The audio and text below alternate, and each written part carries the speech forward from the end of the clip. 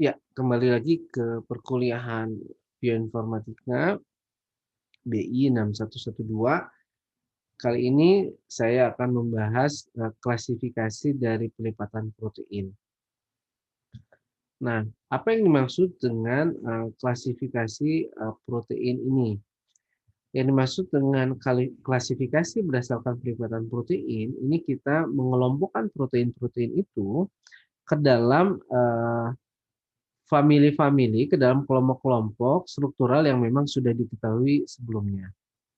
Nah, kenapa kita perlu mengelompokkan protein-protein tersebut berdasarkan kelompok-kelompok strukturalnya?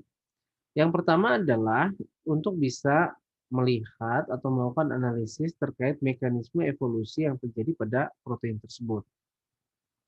Lalu kemudian yang kedua, kita juga bisa melihat bagaimana kemudian dari satu protein itu bagaimana struktur sekundernya itu bisa terbentuk. Dan yang ketiga itu adalah bagaimana bisa melakukan klasifikasi pada level domain protein tertentu. Nah, ini adalah salah satu contoh dari klasifikasi pelipatan protein. Ini menggunakan apa yang disebut sebagai scope database. Jadi pangkalan data scope ini dia akan menggambarkan satu data-data struktural dan juga kemudian data-data evolusi dari semua protein yang strukturnya sudah diketahui sebelumnya. Termasuk semua yang dia ada di dalam The Protein Database yang kita bahas di materi sebelumnya. Nah, kalau kita lihat dari klasifikasi scope ini gitu ya.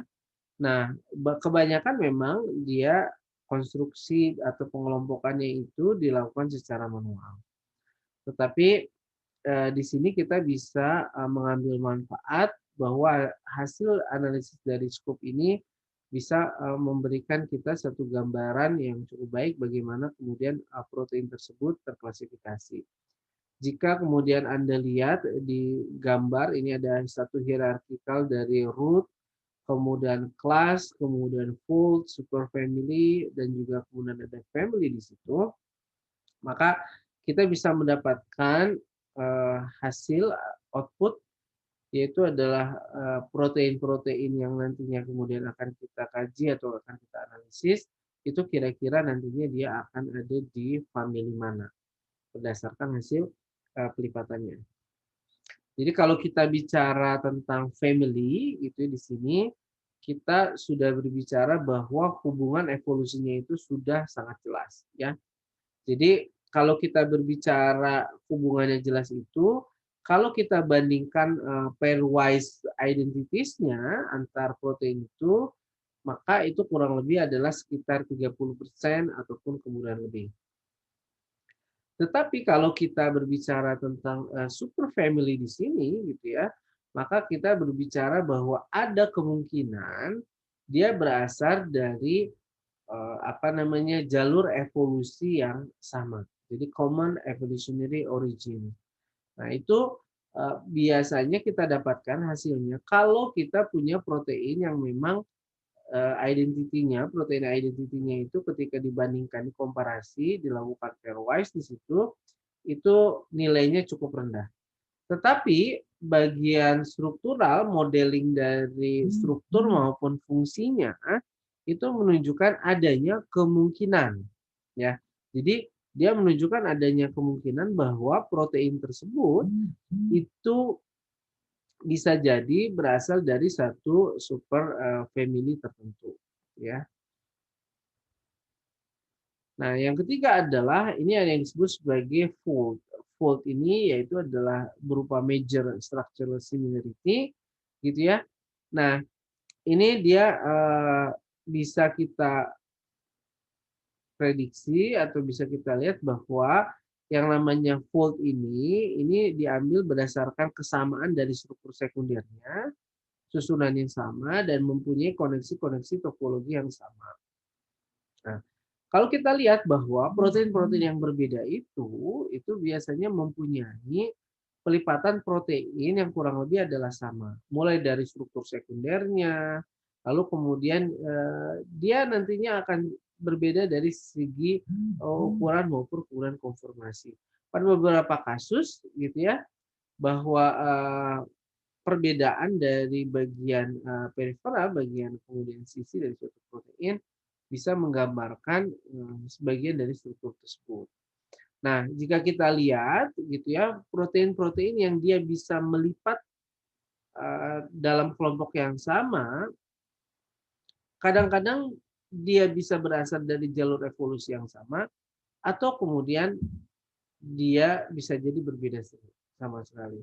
Tetapi kalau kita bicara kemiripan struktural dari suatu protein, maka itu bisa muncul atau lahir dari kemudian adanya proses evolusi konvergen.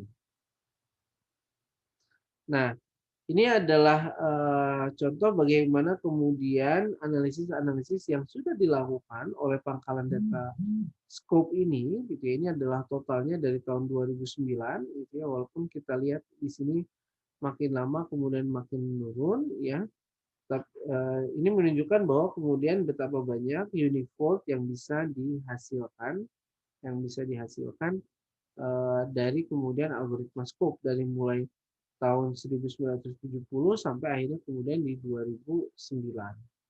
Itu sangat banyak sekali sequence yang dia bisa melipat secara ini.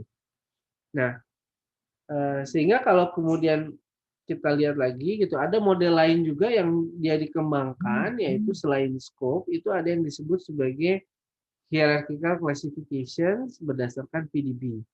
Nah, di sini dia menggunakan level-level yang berbeda dibandingkan kemudian scope. Di sini dia menggunakan kategori yang pertama adalah kelas. Di sini ada C itu untuk kelas, ada alpha dan kemudian ada beta. Lalu ada architecture-nya. Di sini architecture ini ada thin barrel, ada sandwich, ada roll. Lalu kemudian ada topologi. Topologi ini ya ini contohnya pada flavonoxin ataupun kemudian pada beta lactamase. Ini dia mempunyai topologi protein yang berbeda. Lalu kemudian parameter lain juga yang masuk dalam klasifikasi pelipatan protein ini diantaranya adalah dengan adanya pemasukan faktor yaitu homologi berdasarkan superfamily-nya dan juga adalah sequence yang berasal dari family protein yang sama. Nah, jadi ini adalah CAT itu sendiri. Jadi yang pertama adalah C itu atau kelas itu kita ambil informasinya dari struktur sekunder. Baik dia berupa struktur alfa, dan beta dan lain sebagainya. Yang kedua adalah arsitekturnya yang merupakan data yang diambil dari struktur sekunder. Yang ketiga adalah T untuk topologi. Ini adalah dari koneksi-koneksi topologi dan juga kemudian struktur-struktur sekunder. Nah, yang keempat itu adalah homologinya, baik dari superfamily maupun family-nya, yang dia merupakan pengelompokan berdasarkan kemiripan struktur maupun kemudian fungsi dari informasi sequence yang dimiliki. Nah, ini adalah beberapa contoh perbandingan gitu ya hasil antar protein di sini. Ini dia menunjukkan di sebelah kiri ini dia same scope family tapi different CAT topologies. Nah, kalau di sini yang di kanan itu adalah different scope places-nya tapi dia mempunyai kesamaan homologi superfamily ya. Nah, ini perbedaan antara scope and CAT ya di sini. Nah, jadi apa yang membedakan sebetulnya antara algoritma scope dengan algoritma CAT itu sendiri, jika kita bandingkan, scope dia akan berbasis kelas, kategori pelipatannya seperti apa, superfamily, dan kemudian family. Untuk CAT itu dia akan mulai dari kelas terlebih dahulu, architecture, ya, topologi, lalu kemudian homologinya, baru terakhir adalah informasi sequence-nya itu sendiri. Jadi kapan kita bisa menggunakan CAT and scope itu sendiri? Ini adalah hal yang penting. Yang pertama, kalau kita berbicara ingin mengklasifikasikan suatu struktur dan suatu protein, maka kita bisa menggunakan CAT, ya. Tetapi jika kita ingin melihat hubungan evolusi dari suatu protein, ya, yang kita miliki, maka kita bisa lebih memilih untuk menggunakan algoritma.